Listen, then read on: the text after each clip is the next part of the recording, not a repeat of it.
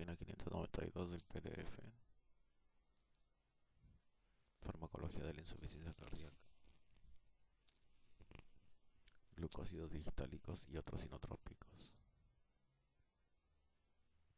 Conceptos fundamentales de insuficiencia cardíaca.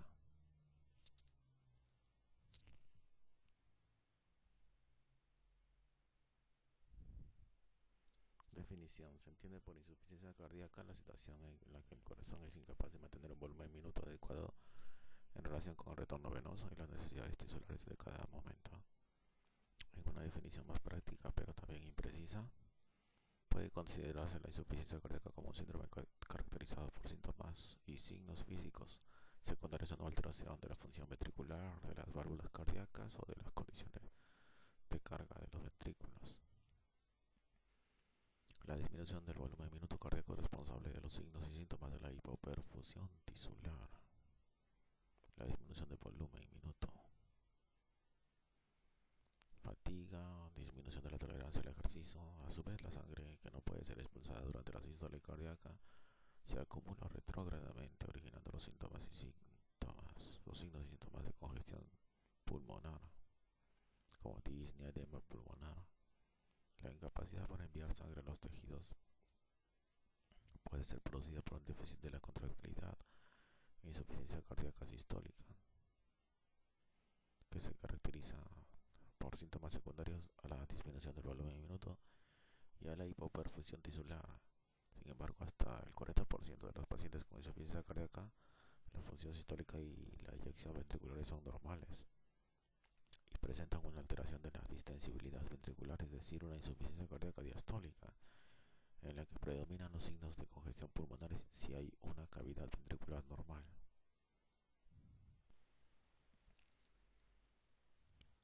La insuficiencia cardíaca es un grave problema sociosanitario, ya que su prevalencia aumenta de forma progresiva con la edad, menos del 1% en la población menor de 60 años y del 10% en la de más de 80 años. En la actualidad representa la causa más frecuente de ingreso hospitalario de personas de más de 65 años y la principal causa de muerte en la mayoría de las cardiopatías. Se calcula que la mortalidad a 5 años es del 50-60%, aunque la mortalidad anual de los pacientes con insuficiencia cardíaca grave en clase funcional 3-4 que necesitan tratamiento médico múltiple para controlar sus síntomas está próxima al 50%.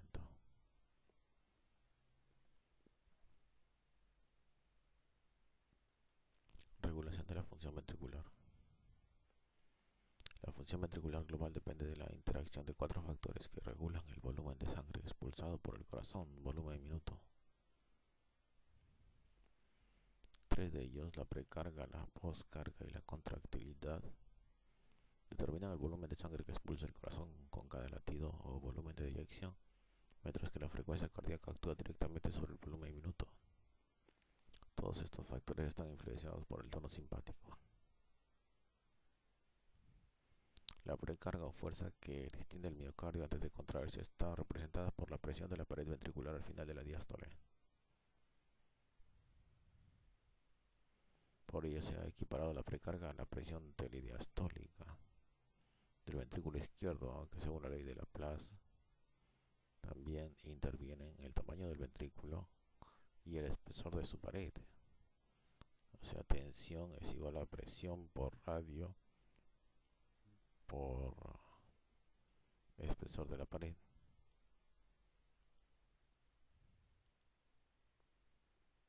Así como la volemia, el tono venoso, la distensibilidad ventricular y la contribución de la aurícula al llenado ventricular. La retención entre los valores de precarga y los del volumen latido da origen a una curva de función ventricular, en la que la fase ascendente representa la ley de Frank-Starling y valores por encima de 20 o 25 milímetros de mercurio indican la aparición de congestión y edema pulmonar.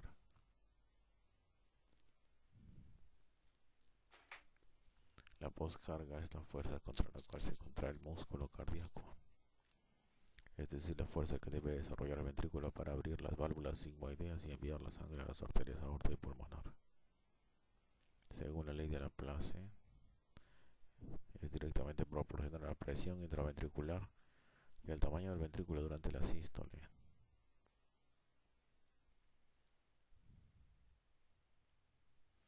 E inversamente proporcional al espesor de la pared.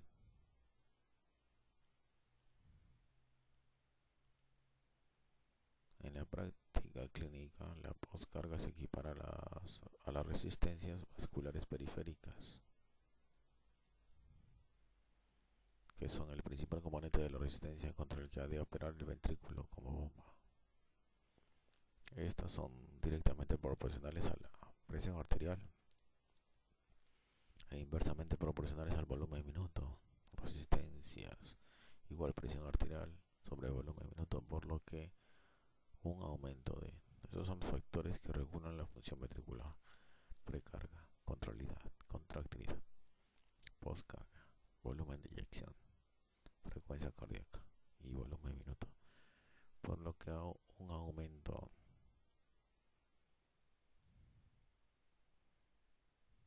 de las resistencias periféricas disminuirá el volumen minuto.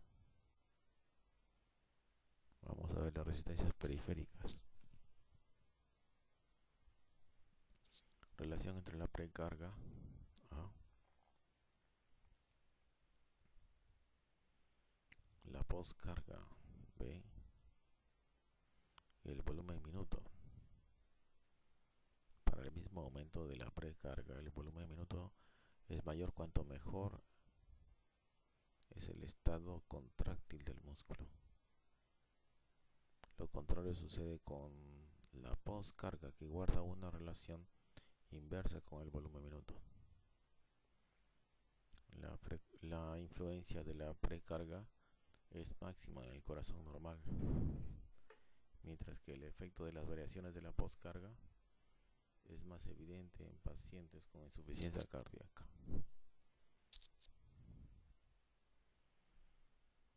En A está la precarga, es decir, la sangre que llega al corazón después de la circulación ya desoxigenada. En la insuficiencia cardíaca grave, el volumen es muy bajo.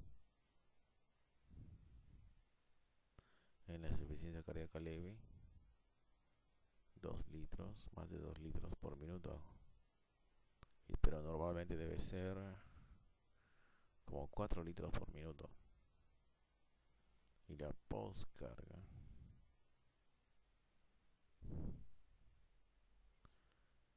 la insuficiencia cardíaca leve, la grave, en la insuficiencia cardíaca grave,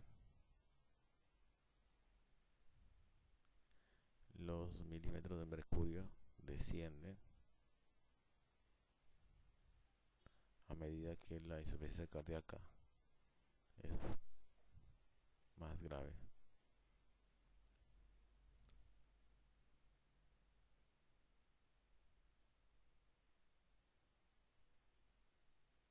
Y la postcarga, cuando la insuficiencia cardíaca es más grave, el volumen de eyección es, bueno, empiezan casi siendo lo mismo, pero debido a que encuentra mayor resistencia, que puede ser por vasoconstricción u otras causas que no permiten el flujo de la sangre expulsada, incrementa la presión de postcarga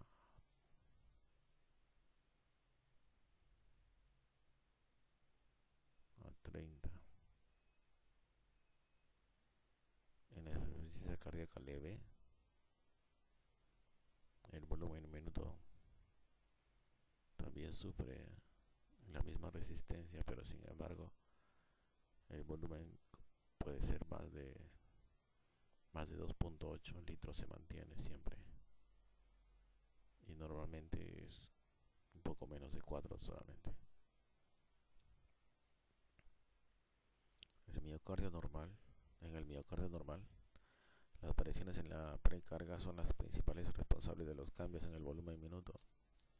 de forma que pequeñas modificaciones de esta producen importantes variaciones del volumen minuto.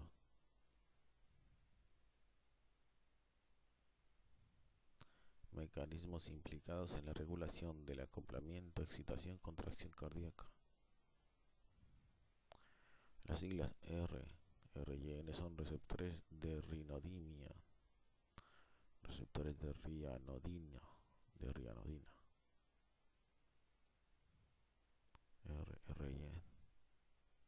por ejemplo aquí.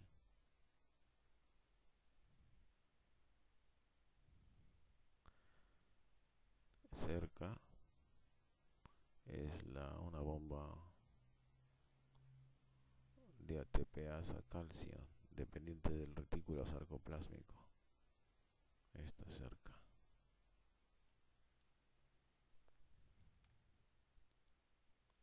Y las bombas que ya están descritas, ATPasa, sodio, potasio, ATPasa, sodio, potasio dependiente.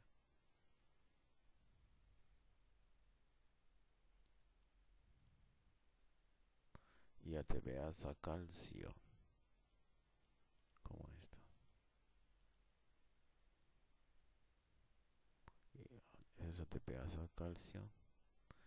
Y ATPasa calcio también, pero dependiente del sarcolema.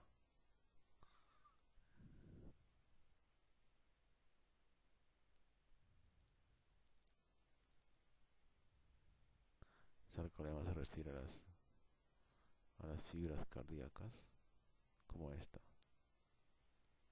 que contienen proteínas contráctiles. En el extracelular está positivo porque encontramos mayor incremento de sodio, porque la bomba, bueno, normalmente se encuentra mayor cantidad de sodio en el extracelular. Es la forma en reposo, donde el potasio está dentro.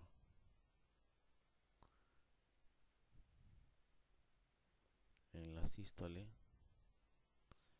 el calcio se incrementa,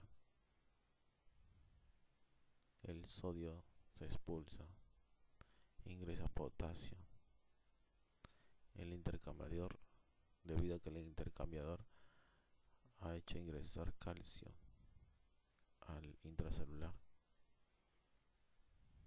y también por los canales de calcio.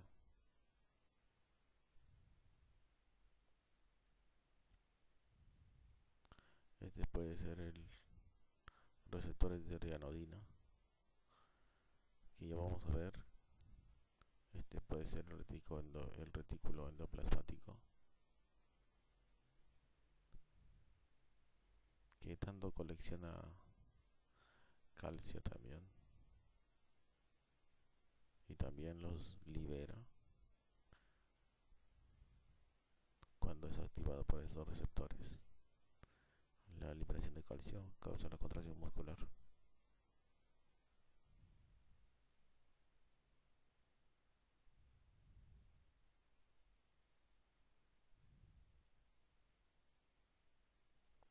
Por el contrario, en la insuficiencia cardíaca,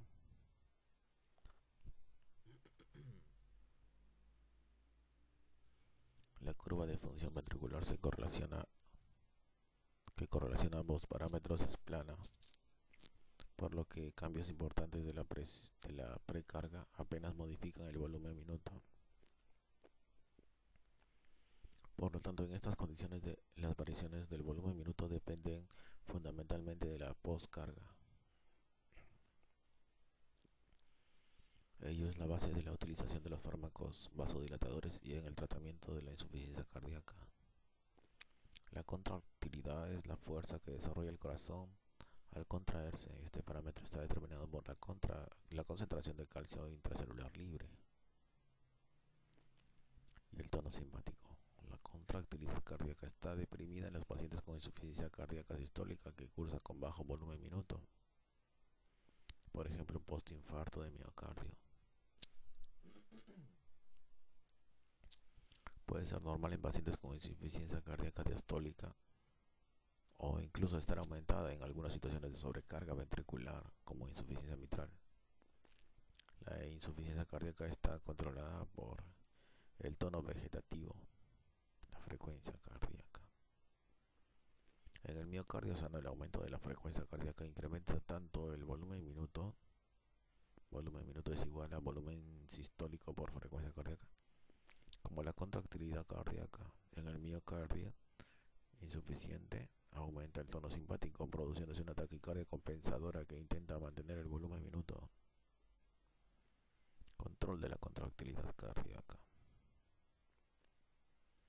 El acoplamiento, excitación, contracción de la célula cardíaca está determinado por la concentración de calcio a la altura del complejo proteico actina, troponina, tropomiosina.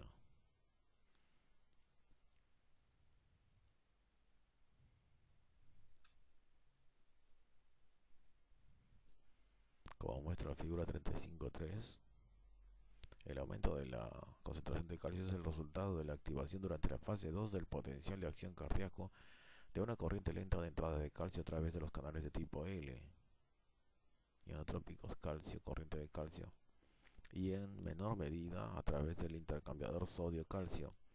Una pequeña cantidad del calcio que penetra a través de los canales de tipo L interactúa directamente con las proteínas contráctiles, pero es insuficiente para generar una respuesta contráctil. La mayoría del calcio que penetra se acumula en los canales de rianodina, que se localizan en la membrana de las cisternas del retículo sarcoplásmico, que están dispersas cerca de los canales L. Este aumento localizado de la calcio activa y abre los canales sensibles a rianodina y aumenta la liberación de grandes cantidades de calcio almacenado en el retículo sarcoplásmico. El resultado es un aumento de la calcio en las proteínas contráctiles, que es el responsable de la contracción del músculo cardíaco. A este proceso se le denomina liberación de calcio provocado por calcio. La relajación tiene lugar cuando disminuye la concentración de calcio a la altura de las proteínas contráctiles. Este proceso se produce por A. Reincorporación del calcio en sus depósitos intracelulares tras la activación de una ATPasa calcio dependiente del retículo sarcoplásmico, cerca, cuya actividad se regula por la fosforilación de la proteína fosfolambdano, provocada por la proteína sinasa A activada por el AMP cíclico intracelular. Cuando la concentración de AMP cíclico aumenta, por ejemplo en agonistas beta-adrenérgicos o inhibidores de la fosfodiesterasa 3, se fosforila el fosfolambdano y aumenta la velocidad a la que el calcio se reincorpora en el retículo sarcoplásmico y ve su salida al medio extracelular bien por la actividad de la ATPasa de la membrana celular, la bomba de calcio, activada por la calmodulina o por el intercambiador sodio-calcio. Por tanto, a diferencia de la contracción, la relajación cardíaca es un proceso activo que consume ATP. En muchos pacientes con insuficiencia cardíaca, lo que se altera no es la sístole, sino los mecanismos que reducen la concentración de calcio durante la diástole, lo que se traduce en una disminución de la velocidad de relajación ventricular, o sea, de la distensibilidad ventricular, un aumento de la tensión basal y una reducción de la fuerza contráctil máxima desarrollada. Entonces se habla de disfunción ventricular diastólica. Mecanismos compensadores de la insuficiencia cardíaca. En pacientes con insuficiencia cardíaca, el organismo pone en marcha diversos mecanismos que intentan compensar la reducción de volumen minuto. Unos son cardíacos, como la dilatación o la hipertrofia ventricular, y otros modifican la circulación periférica. Estos mecanismos, aunque a corto plazo son beneficiosos, a largo plazo suelen ser perjudiciales, ya que aceleran la progresión natural de la insuficiencia cardíaca y disminuyen la supervivencia del paciente. La incapacidad para mantener un volumen minuto adecuado aumenta la presión y el volumen telediastólicos ventriculares, dilatando el ventrículo. Esta dilatación aumenta la fuerza contráctil y el volumen de eyección para un mismo grado de acortamiento de la fibra cardíaca, la ley de Frank-Starling. Sin embargo, este mecanismo de compensación tiene un límite, ya que a partir de cierto grado de dilatación no aumenta la fuerza contráctil, y asimismo, si la capacidad contráctil del miocardio está reducida, la curva de función ventricular es plana y el aumento de la precarga no aumenta el volumen de eyección. El aumento de la precarga además tiene dos inconvenientes. A. Incrementa la presión telediastólica del ventrículo izquierdo y la presión capilar pulmonar, pudiendo aparecer síntomas de congestión pulmonar, disnea. Y B. Incrementa la tensión de la pared ventricular y las demandas miocárdiacas de oxígeno, lo que puede producir una cardiopatía isquémica o agravar la existente. La hipertrofia ventricular implica un aumento en el volumen de los miocitos cardíacos y un marcado aumento de la matriz extracelular. Es un mecanismo compensador relativamente rápido en las sobrecargas de presión que intenta reducir el estrés de la pared ventricular y aumentar la función cardíaca. Sin embargo, la hipertrofia tiene importantes inconvenientes, ya que disminuye la distensibilidad ventricular y, dado que no se acompaña de un aumento paralelo de la perfusión miocárdica, puede producir un cuadro de isquemia miocárdica incluso en ausencia de enfermedad coronaria. Además, la hipertrofia per se aumenta la mortalidad incluso en pacientes que todavía no presentan signos clínicos de insuficiencia cardíaca. En la insuficiencia cardíaca, incluso asintomática, tiene lugar la activación de diversos sistemas neurohumorales y predominan los que producen vasoconstricción arteriovenosa, retención hidrosalina y efectos proliferativos del sistema nervioso simpático, sistema renina, angiotensina, aldosterona, vasopresina y endotelinas, sobre todo los que producen vasodilatación, eliminación de sodio y agua, y con propiedades antiproliferativas como péptidos natriuréticos auriculares, prostaglandinas, dopamina y óxido nítrico. A corto plazo, la activación neurohumoral produce vasoconstricción arteriovenosa que ayuda a mantener una presión arterial adecuada y redistribuye el flujo sanguíneo, es decir, aumenta a nivel cerebral y coronario y disminuye a nivel renal y esplácnico, y aumenta la contractilidad y la frecuencia cardíaca. Sin embargo, a largo plazo, la vasoconstricción arteriovenosa aumenta la pre y postcarga. La retención de hidrosalina facilita la aparición de edemas y signos de congestión pulmonar, y el aumento de la frecuencia cardíaca genera la aparición de taquiarritmias e incrementa las demandas miocárdicas de oxígeno y la isquemia cardíaca, que es la principal causa de insuficiencia cardíaca. Todos estos efectos deprimen aún más la función ventricular y la perfusión cardíaca, cerrándose el círculo vicioso. En la actualidad disponemos de numerosos datos que correlacionan la activación neurohormonal con el empeoramiento de la función ventricular y la capacidad funcional, la progresión de la insuficiencia cardíaca y un aumento de la morbimortalidad del paciente. Posibilidades terapéuticas en la insuficiencia cardíaca. El tratamiento médico de la insuficiencia cardíaca tiene como objetivo A. Disminuir los síntomas y aumentar la capacidad funcional del paciente. B. Corregir las alteraciones hemodinámicas. C. Moderar los mecanismos compensadores neurohumorales, como aumento del tono simpático y activación del sistema renina, angiotensina, aldosterona. D. Reducir la morbilidad, o sea, visitas al servicio de urgencias y hospitalizaciones, y mejorar la calidad de vida. E. Prevenir o retrasar el deterioro de la función cardíaca y prolongar la vida del paciente. Este último objetivo, al parecer, está ligado directamente a la capacidad de los fármacos para inhibir la activación neurohumoral del paciente con insuficiencia cardíaca, de tal forma que aquellos fármacos que no la inhiben o la acentúan aceleran la evolución de la enfermedad y acortan la supervivencia. Vamos a ver la figura 35.4. Mecanismos de compensación que produce la disminución del volumen minuto cardíaco.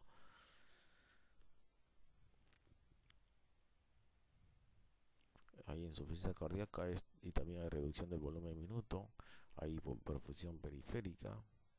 Por medio de la ley de Frank-Starling explicamos que hay disminución de volumen y congestión pulmonar, dilatación ventricular para poder acomodarse a la deficiencia. Esto causa también las reacciones del organismo, es activación neurohumoral, sistema renina, angiotensina, aldosterona y sistema nervioso simpático.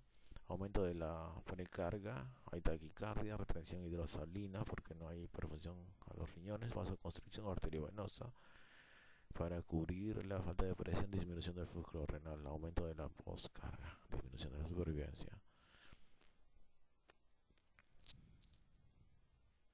El tratamiento de la insuficiencia cardíaca puede realizarse utilizando fármacos que aumentan la contractilidad, inotrópicos positivos, o mejoran el rendimiento hemodinámico cardíaco por reducir la precarga, como diuréticos y vasodilatadores venosos, o la postcarga, vasodilatadores arteriales. Los fármacos inotrópicos pretenden aumentar la contractilidad y el volumen minuto cardíaco a fin de adaptarlo a las necesidades metabólicas del organismo, actuando directamente sobre los miocitos cardíacos. Teóricamente, su utilidad será máxima en la insuficiencia cardíaca asociada a la reducción de la función sistólica, que cursa con marcada cardiomegalia, disminución de la fracción de eyección y aumento de la presión de llenado del ventrículo izquierdo. Por el contrario, en los pacientes con síntomas de insuficiencia cardíaca, pero sin reducción de la fracción de eyección y sin cardiomegalia, en los que la contractilidad se mantiene en límites normales, el empleo de inotrópicos positivos carece de sentido. De los numerosos fármacos inotrópicos positivos, tan solo analizaremos dos grupos de fármacos. Los glucósidos cardiotónicos, que aumentan la contractilidad y el volumen en minuto, a la vez que disminuyen los mecanismos de activación neuronal, y los fármacos inodilatadores, que incrementan la contractilidad y producen vasodilatación periférica.